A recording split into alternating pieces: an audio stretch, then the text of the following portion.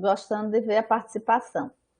Aí tem, né, por conta dessa questão da documentação, lembra aquelas perguntinhas que a gente fez, né? E mesmo assim, você faz o processo, mas se você não documenta, ainda assim é processo, e eu mesma respondi, é processo.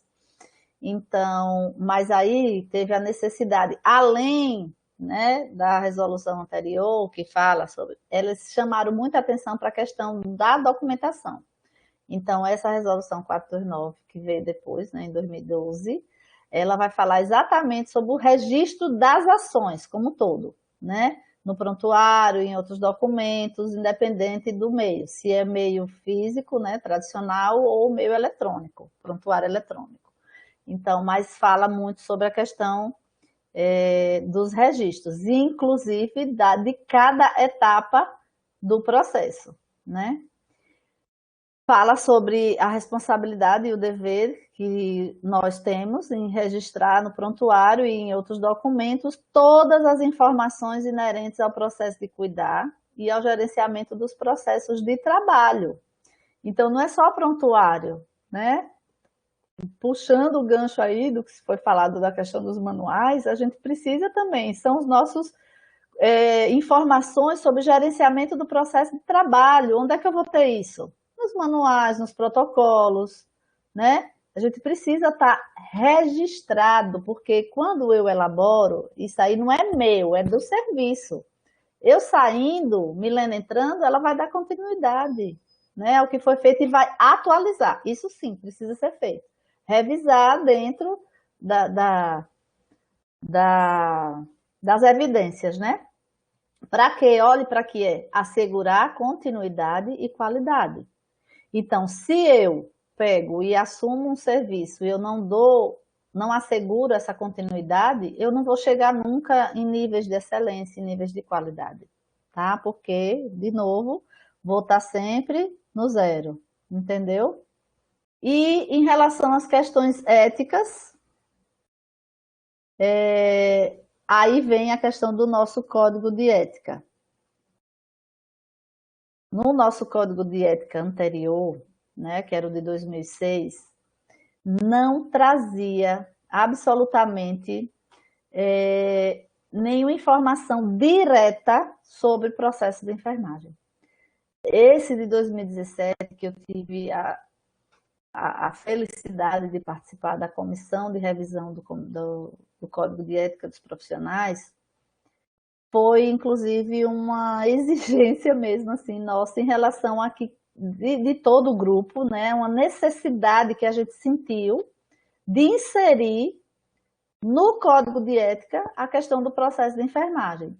E aí muitas discussões nós fizemos, tipo, mas não já tem uma resolução própria, né? A 2009 não já fala que é obrigatório? Sim, mas e a parte ética? Onde é que entra? E aí a gente entrou, tanto nos direitos quanto nos deveres, vocês vão ver que já estão inseridos a questão do processo de enfermagem.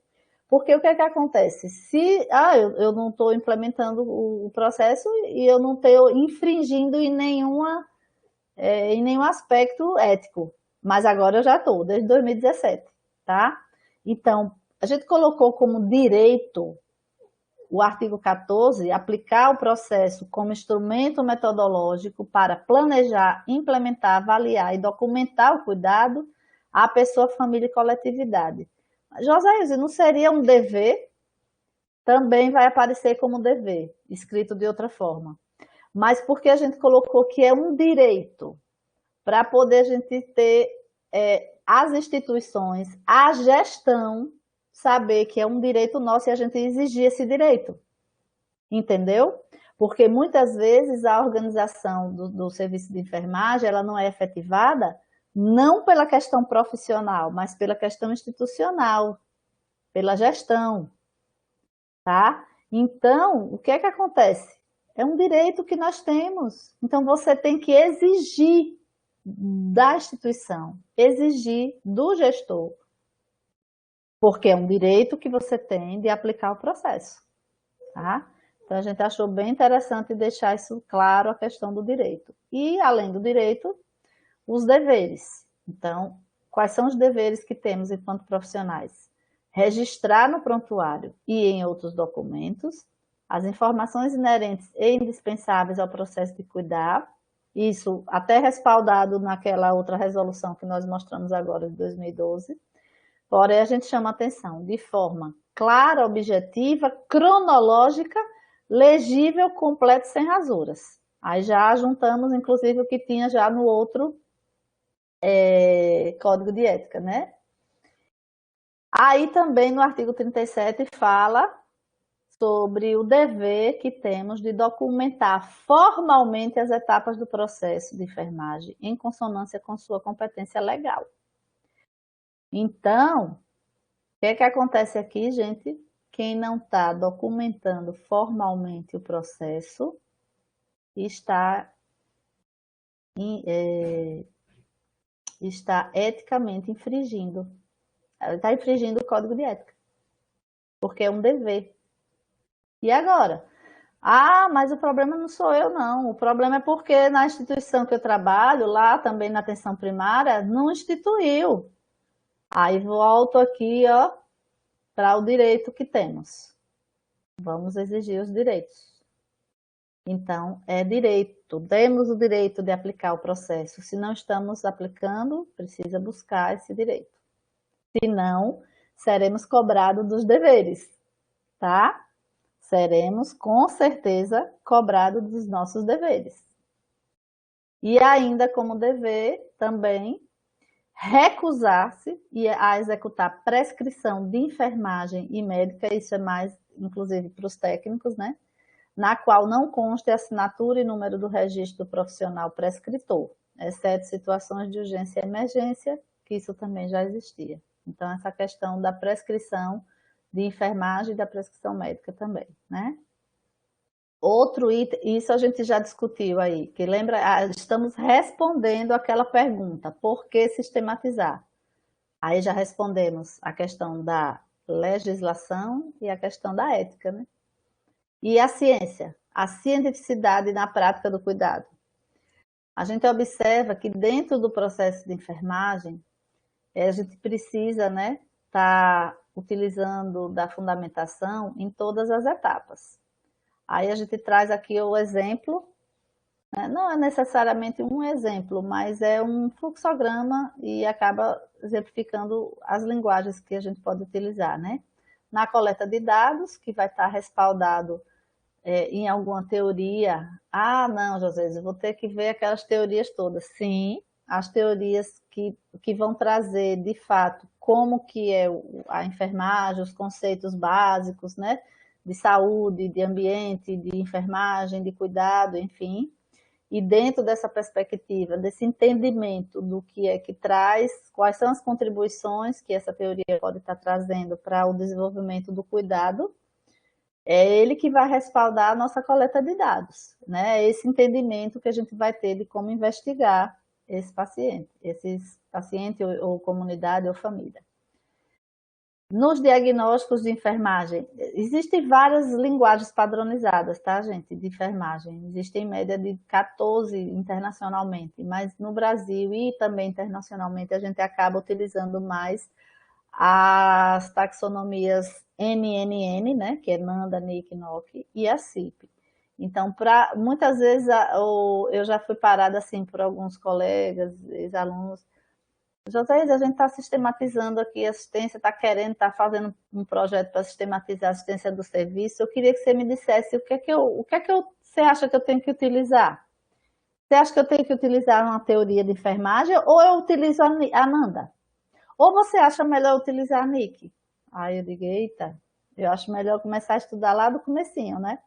Porque uma coisa é uma coisa, outra coisa é outra coisa, como dizia um professor meu de física. Então, são questionamentos bem diferentes, né? Porque você vai utilizar a teoria e vai utilizar os sistemas de linguagem, cada um dentro da etapa correspondente, né? Então, a teoria eu vou utilizar para fundamentar a minha coleta de dados, a Nando, a CIP vai estar fundamentando os diagnósticos de enfermagem, a NIC e a CIP também as intervenções, e a NOC e a CIP também na avaliação dos resultados.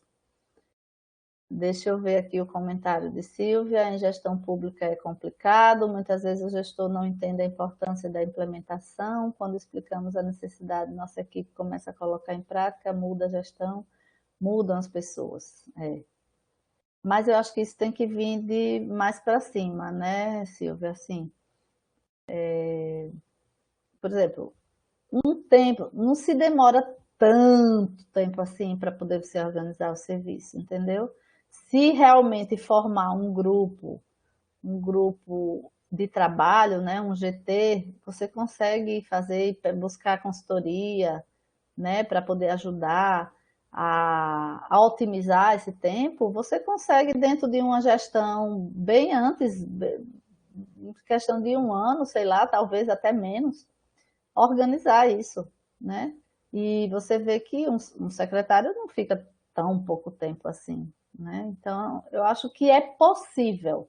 Dificuldade sempre vai ter. Se alguém estiver pensando aqui em fazer algo sem desafio, sem dificuldade, não vai existir, né? Então, a gente fecha as portas e vamos para casa. Então, assim, dificuldade sempre vai ter, mas a gente tem que buscar estratégias para poder chegar lá. Dou já um exemplo aqui de uma estratégia. Em relação à qualidade, organização, autonomia, aí eu trago, não dá para vocês enxergarem aí, mas depois eu posso passar esse artigo que trata sobre benefícios, tá? E em relação à sistematização da assistência de enfermagem, que basicamente eles trazem como benefício de você sistematizar, né, já comprovado, e a organização do serviço, a qualidade da assistência, o controle de gastos, olha só, então até a questão mesmo de gestão, né, inclusive, a melhor avaliação e fiscalização da assistência, maior autonomia do profissional e também melhora a segurança do paciente. Então, por quê? Porque realmente você estará com seu processo de trabalho organizado e o cuidado direto ao indivíduo, à família, à comunidade também assegurado, né? Porque vai estar baseado em princípios científicos, por isso que melhora a questão da segurança, certo? Aí, outro estudo que trata sobre, foi 2020 também esse, foi uma revisão integrativa que fizemos, eu, a professora Flávia e alguns alunos do grupo de estudos, fizemos a respeito do panorama, né? A gente tipo tirou um retrato assim, como é que está o processo de enfermagem no Brasil? Que a gente ficava perguntando como é que tem sido. Então, a gente fez esse levantamento bibliográfico e chegamos a algumas conclusões, né? Que aí eu trago resumidamente como avanços e desafios. Eu falei logo no início, a gente já avançou, sim, já avançou, a gente não está parado não, tá? O processo ele está ainda, precisa melhorar bastante, mas a gente não está parado. Então já utilizamos os sistemas de linguagem padronizadas que antes não se utilizava, né? Então, na verdade, quando se falava em Nanda, todo mundo arrepiava. Meu Deus, o que é isso, né? Então, a gente já sabe que se trata com mais, até na formação mesmo. Também percebemos uma prevalência, um aumento, né, na prevalência dos estudos na área assistencial. Ficamos super felizes, porque os estudos eram mais feitos nível de academia, né? Nível de ensino, de pesquisa, de ensino, de pesquisa e a prática. E aí a gente percebeu que houve esse avanço, tá? Que ótimo. E também percebemos, que eu fiquei também muito feliz com esses resultados, foi que o processo está sendo empregado em várias especialidades. E não só, porque quando a gente fala de processo, a pessoa pensa logo em UTI e hospital só. Hospital, hospital, hospital, principalmente UTI. E aí a gente percebeu que não, que existem outras especialidades, tá? Mas ainda na área hospitalar ainda predomina, mas já começou, né? É tanto que, como desafio, nós colocamos exatamente essa ampliação da aplicação do processo em níveis primários, que é o que Silvia e Lígia já estão batendo aí há um tempão, sobre essas dificuldades. Ó, não é só somos nós, Silvia, tá?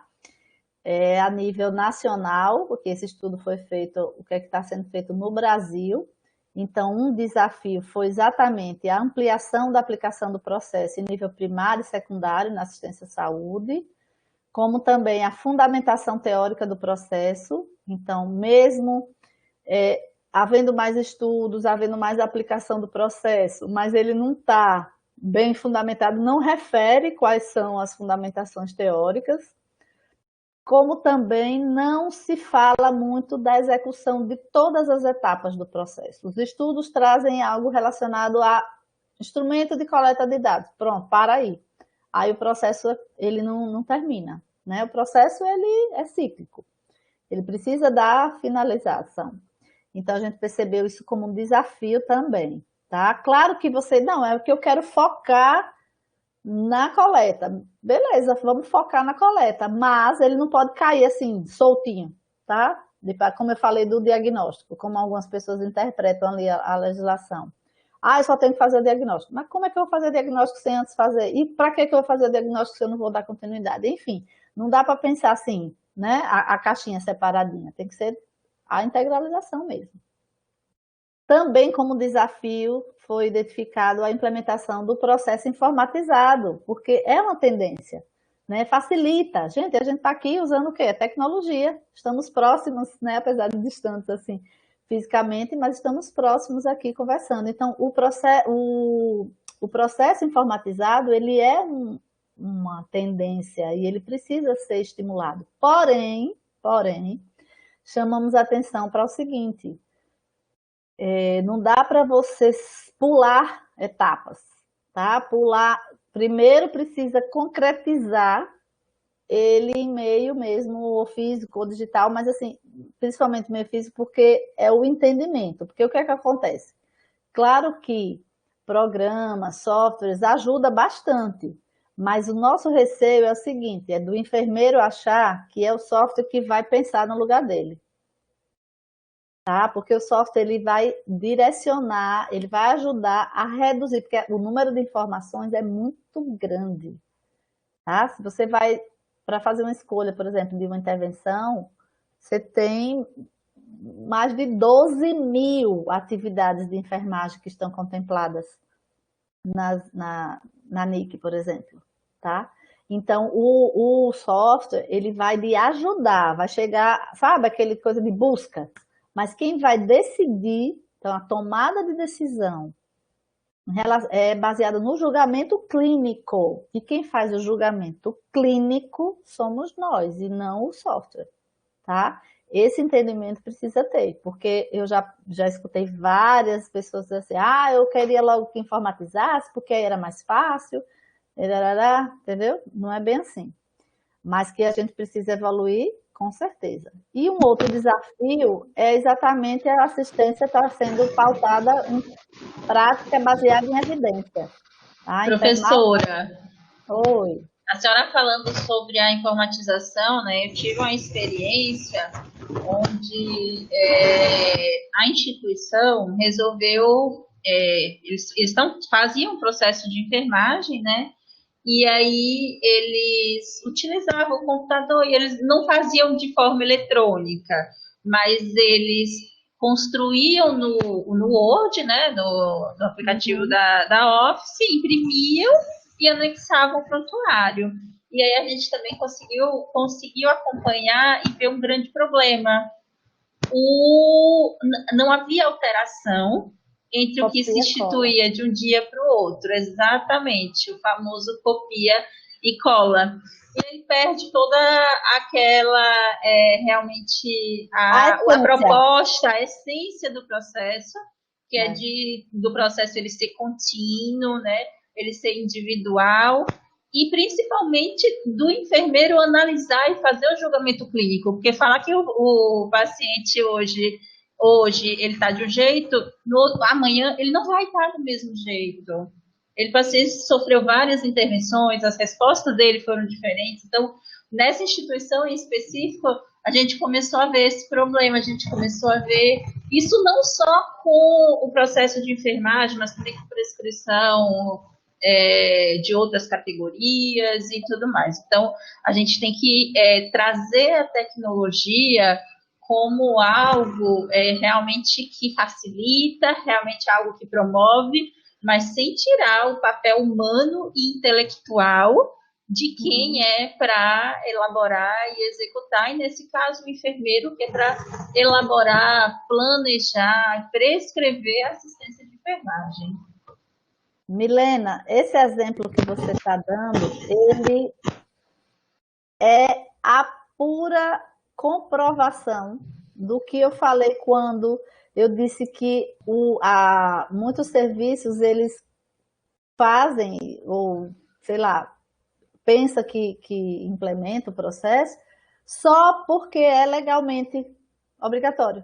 Exatamente. Então, para constar, tem que ter, vamos imprimir, vai, imprime, tá aí no computador, imprime. Passou, checou. Tá ok, pronto, já fiz. Mas na verdade não é isso, né? Isso é o cumprimento da exigência relacionada à documentação do processo. Mas se você vai avaliar o processo, você vê que não se conversa, né? Não existe. Você faz uma relação, eu cheguei a fazer um estudo a respeito disso, que seria a relação do que você identificou com o que você diagnosticou e prescreveu. E cheguei a ver, inclusive, assim, uma prescrição de um paciente que tinha mobilidade física prejudicada, né? Foi esse que tinha... Não, ele tinha risco de integridade da pele prejudicada e tal, e tinha como prescrição estimular a deambulação, paciente sedado. Então, você vê que não tinha relação. Eu digo assim, mas como assim? Você vai estimular um paciente, ele não está sedado ou não está mais? E um paciente de UTI que não tinha condições de deambular? Ah, não, é porque lá no sistema... No sistema não, que não é um sistema, mas... No software. Naqueles arquivos, né? Nem é um software, porque realmente é um documento pronto de Word. Acho que é o Word mesmo. Então, assim, naquele documento pronto não tem essa possibilidade de eu mudar. Então, é complicado. Eu já tive essa experiência também de ver uma prescrição de estimular, acompanhar o banho de aspersão. Aí quando eu vi o paciente estava com Glasgow de 5, aí uma coisa não conecta com a outra, né? Exatamente. Mas isso acontece como? Ou por quê? Porque eu fiz só para constar. Exatamente. Ninguém vai ler. E o conselho não lê. Absolutamente. Não é papel dele. Tá? Ele não vai ler para ver se tem relação de uma coisa com a outra. Quem tem que fazer isso é o enfermeiro. Né? É o enfermeiro. E o comitê de qualidade. O comitê de qualidade não é só para medir indicador. Né? E você vai medir indicador, você tem que avaliar, por exemplo, existem indicadores para você avaliar os registros de enfermagem. E os registros não é só para saber se tem rasura, se está com erro de português, se aquilo. Você tem que avaliar a qualidade do registro. Né? Não é a qualidade da letra, não é isso. É também, né? Porque tem a questão da... O registro tem que garantir não só a segurança, né, do profissional, mas também garantir a continuidade da assistência. Exato. Então, com todos essa evolução que a gente mostrou agora, né, que já houve avanços, já estamos utilizando, melhorando na formação, utilizando sistemas de linguagem e tal, tantos outros avanços, mas mesmo assim a gente ainda não nota, né, na prática, a aplicação do processo, tanto na prática como no ensino. Ainda tem muita... Eu gosto muito de usar, né, essa figura aqui do quebra-cabeça faltando peças. Tem umas pecinhas assim ainda faltando a gente colocar para poder efetivar o processo, tá? E isso envolve ensino, obviamente, mas não o ensino só em graduação, o ensino em graduação, o ensino técnico, a continuidade dele na pós-graduação e, não vou dizer principalmente, mas quase que sai a palavrinha principalmente, na educação permanente, tá? Então, assim, por quê? Porque a gente precisa estar realmente acompanhando, né? Aí, falando nesse contexto aqui, né, eu até faço uma chamada para vocês ficarem atentos, que nós organizamos um livro, que é o segundo volume daquele que Milena referiu. O que Milena referiu, nós mostramos as experiências em como sistematizar os serviços de enfermagem. Nesse, nós estamos mostrando as experiências de como ensinar o processo de enfermagem. E esse ensino no âmbito técnico, no âmbito da graduação, na sua maior parte, e também eu acho que são 2 capítulos que nós temos falando sobre a experiência de como ensinar o processo na educação permanente, com profissionais, tá? Então, é uma organização que foi feita comigo, José Ilse, a professora Vilma, que está aí presente, a professora Flávia Janólio e a professora Fernanda Galotti. Nós organizamos e vai estar sendo lançado, estamos aí na expectativa da data de lançamento, aguardando respostas, que foi uma parceria junto com o Corém Sergipe. Estamos aguardando resposta das editoras, essa questão burocrática aí, tá? Mas era para estar saindo agora na Semana da Enfermagem, mas eu acho que não sei se a gente vai conseguir, tá? Vanessa, o tema do livro, do primeiro é Experiências em Sistematização da Assistência de Enfermagem. E, inclusive, ele está disponível no site do Corém, está em PDF. E o segundo é Experiências no Ensino do Processo de Enfermagem, com foco na utilização de metodologias ativas. Professora, Oi, a senhora não quis trazer, né, o principalmente, enquanto falou de educação permanente, mas acho que vale a pena a gente fazer um link, né, com a importância da educação permanente, que é a educação no trabalho e para o trabalho, para melhorar os processos, né, de trabalho. Então, assim, a educação permanente, óbvio, a educação permanente vai conseguir fazer isso sozinha? Não. É importante que os responsáveis técnicos, os gestores, os enfermeiros envolvidos, eles atuem nesse processo junto com a educação permanente, porque a gente sempre fala que é muito bom a gente trazer uma pessoa de fora para falar sobre alguma coisa, para mostrar alguma coisa, mas a gente também precisa valorizar o que a gente tem dentro. Então, a educação permanente tem um papel essencial nesse processo, no processo de implantação, de instituição, de melhorias, né, da qualidade da assistência no geral. E eu acho que a gente também não pode esquecer do que a gente está passando, né, no ensino. A gente está tendo bastante impacto no ensino em saúde, né, desde o ano passado, desde março de 2020, o ensino em saúde, o ensino no geral no Brasil, ele está sofrendo impacto. Então, a gente fala do ensino em saúde porque é um ensino em que nós temos contato direto com o público. Então, a gente veio aí com o MEC trazendo algumas deliberações, algumas flexibilizando, óbvio que atendendo às leis de diretrizes. Então, seria muito ingênuo da nossa parte a gente achar que não terá impacto na formação em saúde, né, nesses tempos. A gente sabe que existe algum impacto em alguns lugares maiores, em alguns lugares menores, e que a gente chama a responsabilidade da educação permanente, que os profissionais precisam, então os serviços precisam instituir a educação permanente, precisam valorizar, precisam fortalecer a educação permanente e se apropriar dela como uma ferramenta para a melhoria dos processos de trabalho. Então, a gente sempre precisou de educação permanente e agora com toda essa contextualização que a gente está tendo no ensino, que impacta na formação em saúde, Então, é importante que se olhe para ela com bastante mais carinho, com bastante mais importância, dando devido lugar e envolvendo todos os que precisam realmente para ter um impacto positivo para a sociedade no geral. Isso, perfeito. Eu não quis dar o peso, a carga, entendeu? Para assim, a responsabilidade, mas a gente sabe que isso vai acontecer. A conta vai sobrar muito para os núcleos de educação permanente como um todo, né? Para os recursos, Exatamente. porque tipo compensatório mesmo.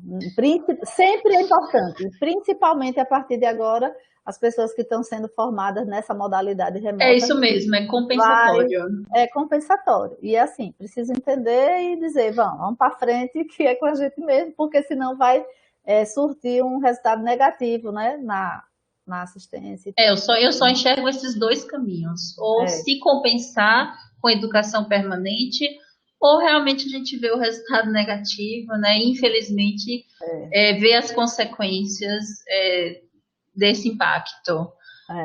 exatamente. Pois bem, Helena, então, aí a partir disso, a gente agora, né, a gente respondeu por que que a gente vai sistematizar.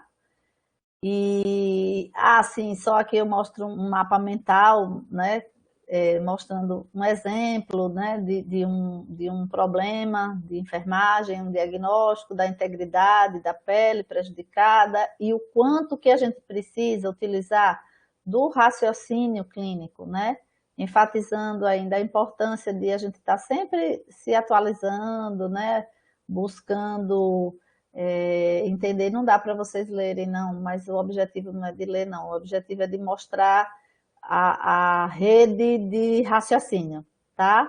Para a gente chegar aqui, ó, nas prescrições de enfermagem, baseada nos fatores relacionados, nas causas, tá? O que é que está acontecendo? Então, por que que esse paciente é um paciente que está com anasarca, é um paciente que está acamado, o que é que eu preciso fazer? Então, é esse raciocínio que a enfermagem precisa ter e conjuntamente com a sua equipe, né?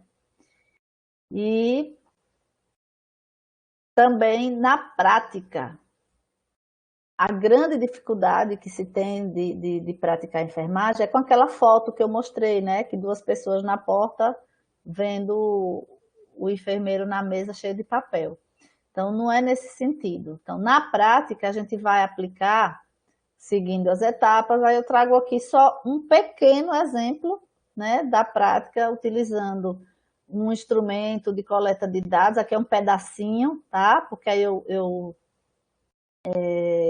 escolhi, né, selecionei a necessidade de integridade tecidual para estar trazendo essa questão aqui. Então, nessa coleta de dados, a gente vai estar contemplando sinais e sintomas, que são as manifestações clínicas ou as características definidoras, né?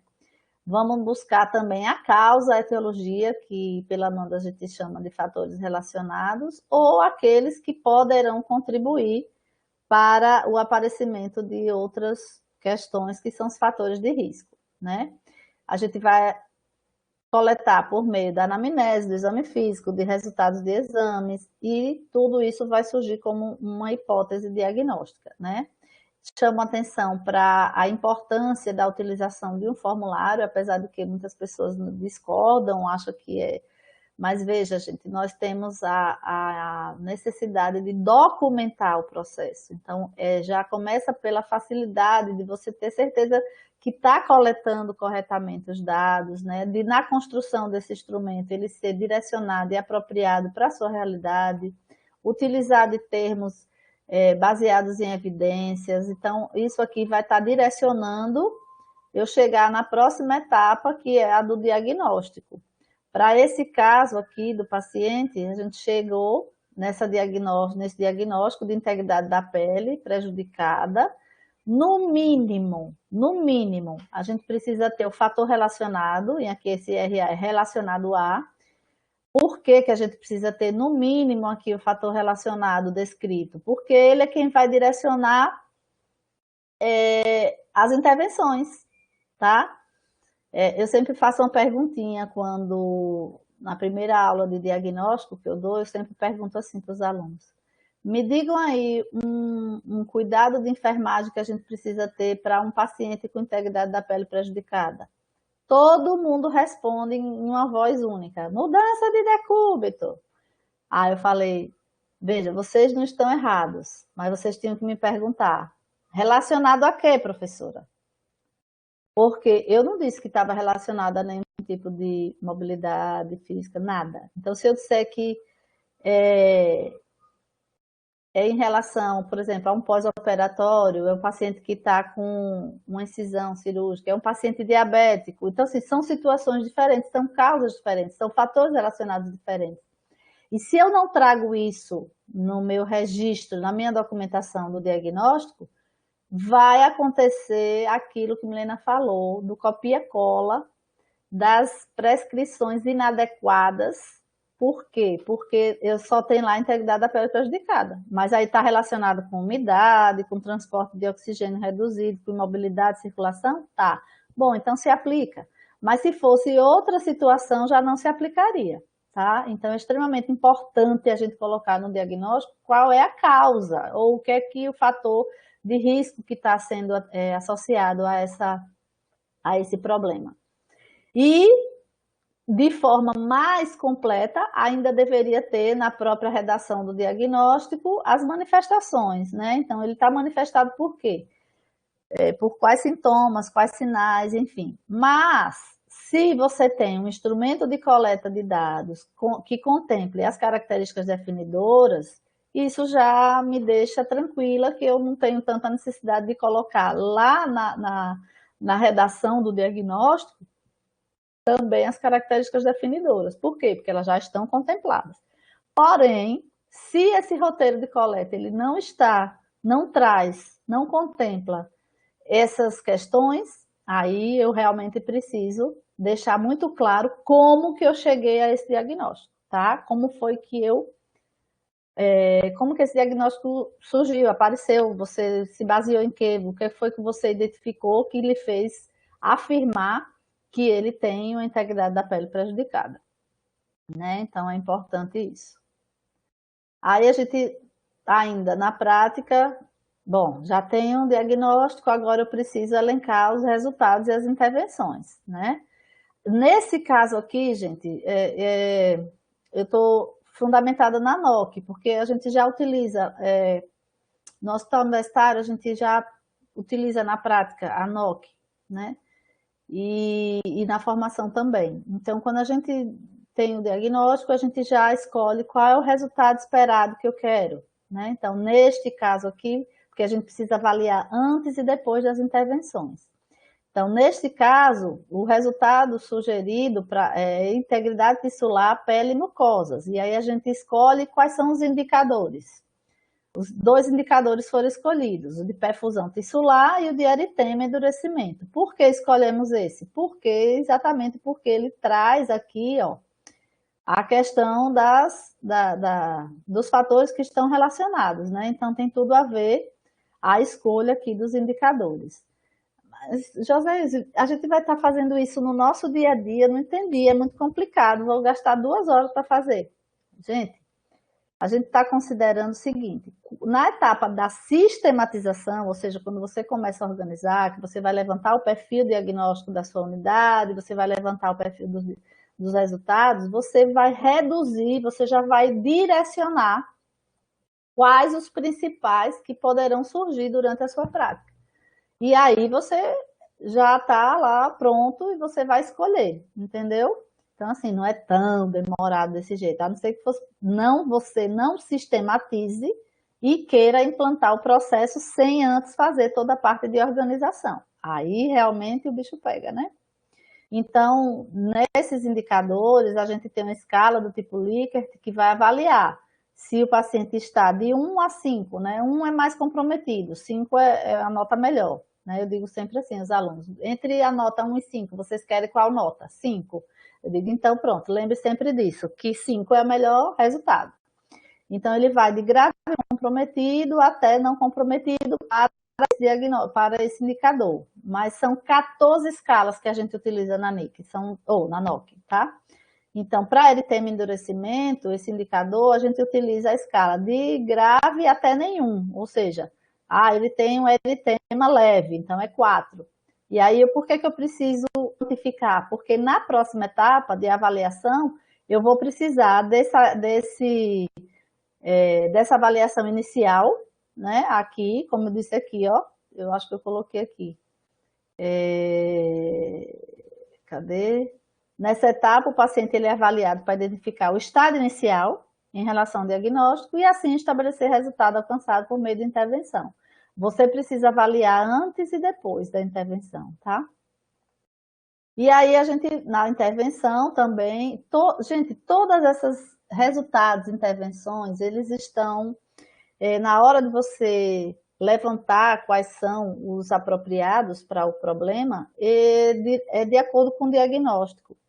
Então, já existem algumas ligações, não estou falando daquela livro, Ligações na Daniquinoc, não, esqueça aquilo ali. Estou falando de você observar cada um. Dentro de cada linguagem padronizada, você já parte daquele diagnóstico para o diagnóstico X, aí tem um elenco, assim, uma relação enorme, né, de sugestões de resultados, sugestões de intervenções. Por que sugestões? Porque vai depender da causa, vai depender do que é que o paciente está apresentando. Por isso que é um cuidado individualizado, né? Eu não tenho como copiar e colar porque tá, não, mas não tá errado não, tá lá na NOC. Aí bota a culpa para a NOC, bota a culpa para a NIC. Não, gente, o que tá lá são sugestões, são recomendações que você, a partir do raciocínio clínico, você vai escolher qual o melhor resultado, qual a melhor intervenção para poder atingir aquele resultado e depois você vai avaliar, entendeu? Então, é esse o raciocínio que a gente utiliza. Então, essas intervenções na NIC, ela se mostra assim, né? Muitas pessoas têm dúvida ainda a respeito de intervenção, atividade e prescrição. Se é a mesma coisa. Não. Todos dizem respeito à etapa de estar inserido na etapa de planejamento, né? Que é o planejamento da assistência. Mas nos sistemas de linguagem, eles são organizados, o grande grupo, são as intervenções, ela é mais abrangente. Para cada intervenção, existe uma lista de recomendações de atividades. Então, para a intervenção, observe que a intervenção ela não está em verbo, né? Sendo que atividade e prescrição precisa ser verbo porque é ação. Então, veja que a intervenção é supervisão da pele. E eu já vi em prontuário, onde deveria haver prescrição de enfermagem, tá assim, supervisão da pele. Isso não é uma prescrição de enfermagem. Por quê? A prescrição ela precisa vir como ação, verbo do infinitivo, contemplar como fazer, quando fazer, quem fazer, o modo, porque senão sai tudo errado, né? E aí, um pouquinho parecido com a prescrição, são as atividades. Então, aqui eles lhe dão as pistas, né? Ele diz assim, olhe, lembre que para a intervenção supervisão da pele, você tem que observar a extremidade, quanto a cor, calor, inchaço, pulso, textura. Bom, mas esse paciente ele não está apresentando tudo isso não, gente. Ele está apresentando, por exemplo, ulcerações, tá? Ele está apresentando algum tipo de lesão. Então, na minha prescrição, eu não preciso colocar, observar a extremidade quanto a isso tudo. Ele está apresentando só ulceração. Então, eu vou colocar monitorar lesão e vou dizer aonde. Em região sacra, tararara, aí vou dizer exatamente o que é que tem que ser feito. Diferente de outro paciente que também tem integridade da pele prejudicada, mas é que está causado, que está manifestado por outros problemas, por outros sinais e sintomas. A intervenção é a mesma, supervisão da pele, pode ser, mas as atividades vão ser outras. Até pela mesma atividade aqui, a minha prescrição pode ser diferente, tá? Então, lembre-se que esses sistemas de linguagem padronizada, eles existem para nos respaldar, tá? E a partir deles, eu desenvolver as minhas prescrições de enfermagem. Ó, fazendo uma analogia assim, bem... Quando você vai numa bula de remédio, aí tem lá, posologia, até tantos,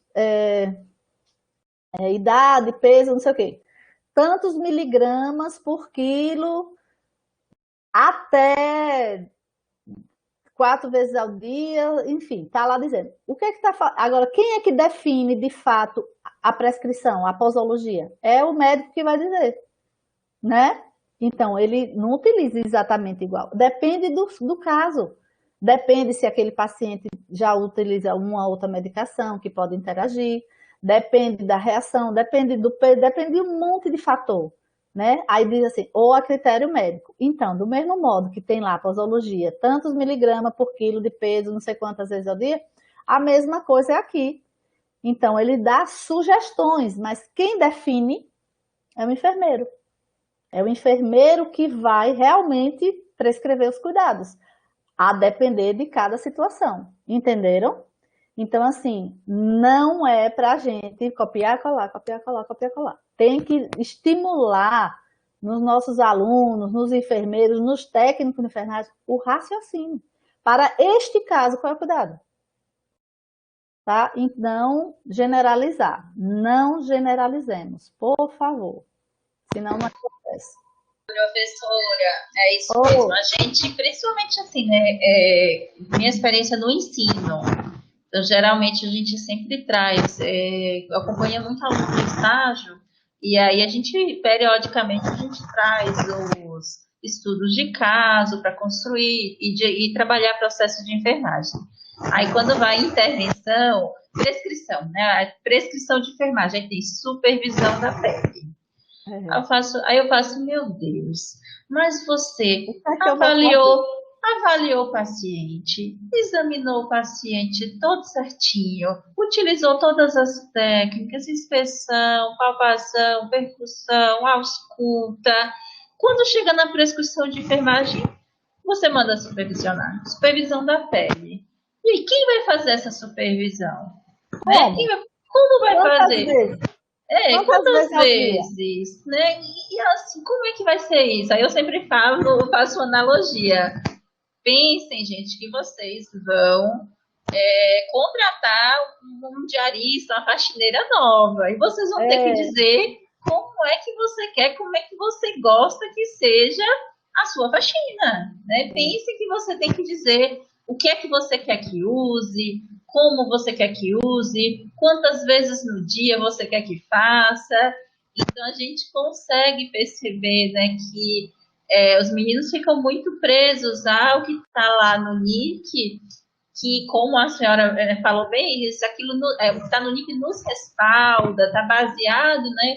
Tem base científica para isso, mas a gente tem que trazer para a nossa realidade. E aí, principalmente prescrição de curativo. Aí eu faço, gente, prescrever curativo, você tem que saber o que você tem disponível na sua unidade.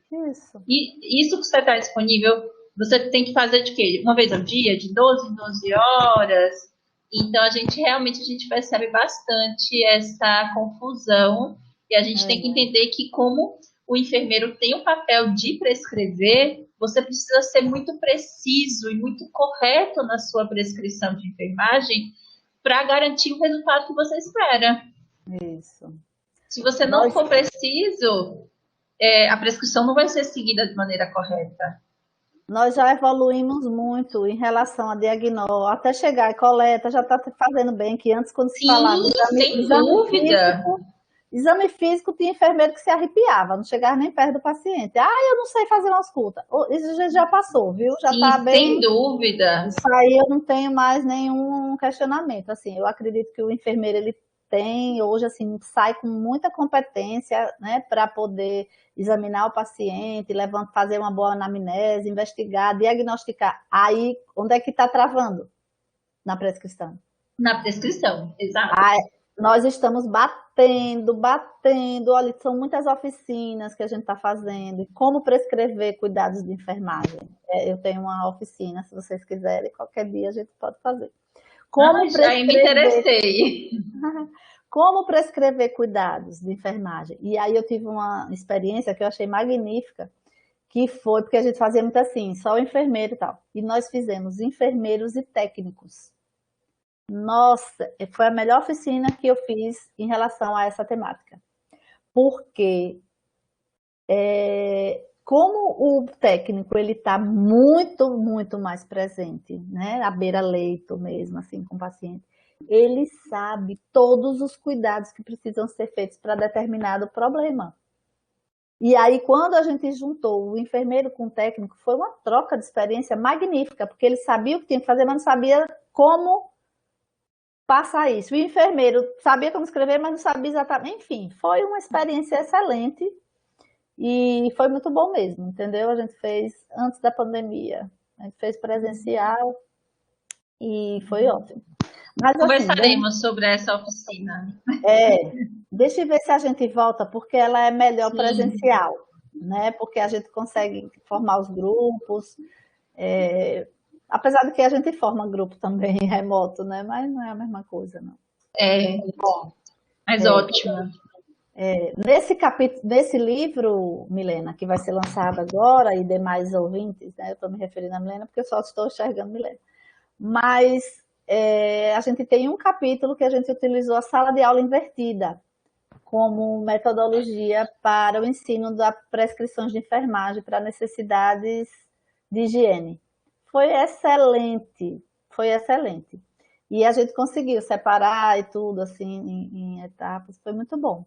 Quando a gente pensa na sala de aula invertida com profissionais, né, que já estão na assistência, a bagagem, a experiência que os profissionais têm é muito rico. Por isso que quando a gente fala em capacitar, em fazer educação permanente, a gente tem que falar mesmo em problematizar, em trazer algo que você valoriza o conhecimento de quem está lá na ponta, porque é quem está vivenciando, e aí então realmente o método da sala de aula invertida, usando com profissionais, a gente consegue casar a ciência com a experiência, com a prática diária, e aí o ensino, né, o aprendizado ele se torna significativo. Perfeito. Bom, aí finalizando aqui o processo, né, que é outra etapa que precisa ser melhorada, que esta daí, meu pai eterno, na parte de avaliação dos resultados. Gente, o enfermeiro não tem feito, isso aí eu posso dizer, a avaliação como deveria, né, que é a evolução. Acaba fazendo uma nova investigação, porque uma avaliação não é eu dizer tudo de novo como o paciente estava, né? Eu preciso dizer que após a intervenção, como ele está. Aí eu trago até um exemplo aqui de avaliação ou de evolução de enfermagem, respaldado na NOC, né? Que quando você utiliza a NOC, ou seja, você mediu, né? Utilizou lá os indicadores, perfusão tissular e eritema, né? E endurecimento. Você avaliou e ele tem uma nota lá da escala de Likert. E aí você vai avaliar novamente após as intervenções. Aí, como é que tá? Isso é avaliar. Avaliar é você partir de um parâmetro anterior, né? Então, a gente aqui, um exemplo de um pedacinho só da evolução seria que o paciente obteve melhora dos sinais e sintomas, conforme evidenciado pelos resultados. Esse paciente que estava com a integridade da pele prejudicada é o mesmo paciente, tá? O indicador perfusão tissular, inicialmente classificado como moderadamente comprometido, que é o Likert 3, evoluiu para levemente comprometido, ou seja, saiu de 3 para 4, está evoluindo bem, né? Porque eu falei que 5 era a melhor nota, e o eritema melhorou pela progressão na escala, progrediu de substancial para nenhum, melhorou bastante, ele não está mais apresentando eritema, né? E o endurecimento, considerado moderado, que é 3, encontrava-se leve na avaliação final. Isso é uma avaliação respaldada em sistemas de linguagem, onde você mede, tá? Porque quando a gente não utiliza a NOC, eu não sei, não estou utilizando a NOC, o que acontece? Quando você não utiliza, o resultado só tem duas respostas, ou sim ou não. Tá? Porque, por exemplo, se você tem lá, se eu não utilizo a NOC e aí traz um resultado de que ele melhora, o paciente vai melhorar da lesão da pele, certo? O que é isso? Ele vai melhorar em quanto? Se ele está sem lesão, com lesão, será que uma melhora de 3 para 4 não já é uma melhora? Já. Isso precisa ser avaliado. Ou ele pode estabilizar, porque tem condições, né, condições crônicas, condições que ele não sai dali. E você precisa entender que é isso mesmo, né? Você pegar um paciente com DPOC e querer que ele melhore, chegue até 5 na escala de uma avaliação de padrão respiratório, você não vai ter. Então, se ele chegou com 1 ou com 2, né, bem comprometido, e evoluiu para 3 ou para 4, tá ótimo. Ele não vai chegar em 5. Então, você precisa entender até onde o paciente consegue chegar, né? Como é que você vai avaliar a mobilidade de um paciente que não tem mobilidade? Então, assim, se ele vai permanecer sempre ali no 1, mas é por uma condição clínica dele. E isso precisa ser entendido. E isso faz parte da avaliação, entendeu?